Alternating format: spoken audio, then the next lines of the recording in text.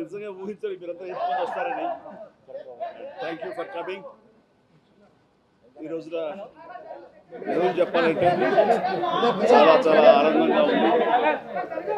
45 సంవత్సరాల సుదీర్ఘ ఈ కళా సేవకి కేంద్ర ప్రభుత్వం గుర్తించి ఈ పద్మ విభూషణ్ అవార్డు ఇవ్వటం నిజంగా చాలా ఆనందంగా సంతోషంగా ఉంది. సో భారత ప్రభుత్వానికి దానికి వెనకుండి ఈ అవార్డు రావడానికి కారణభూతులైన ప్రతి ఒక్కరికి నా హృదయపూర్వక ధన్యవాదాలు తెలియజేస్తున్నాను. అండ్ ముఖ్యంగా ఈ అవార్డు రావటం వెనుకాల నా కృషి, నా కళాసేవ ఈ సమాజానికి ఎంతో కొంత ఇతోధికంగా నేను చేసినటువంటి సేవలు ఇవన్నీ పక్కన పెడితే నన్ను గుండెలో పెట్టుకుని ఆదరించి ప్రేమించినటువంటి నా అభిమానులు, అలాగే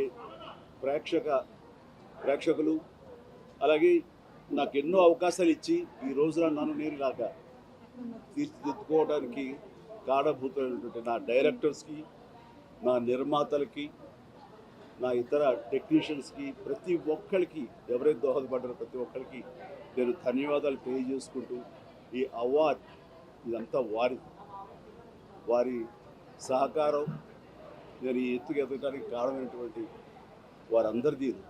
కాబట్టి ఈ సందర్భంగా మరొకసారి నా సంతోషాన్ని తెలియజేసుకుంటూ నేను ధన్యవాదాలు తెలియజేసుకున్నాను. Thank you so much.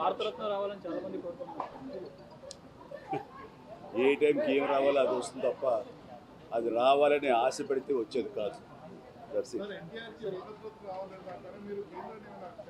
ఏమండి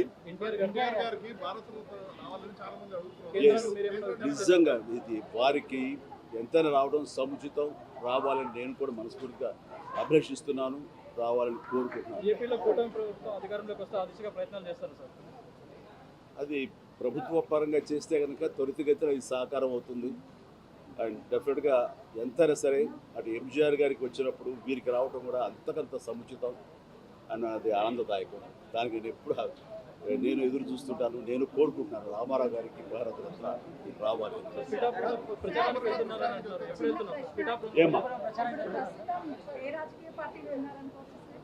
నేను రాజకీయాలకు అతీతంగా ఉన్నాను అనుకోవచ్చు.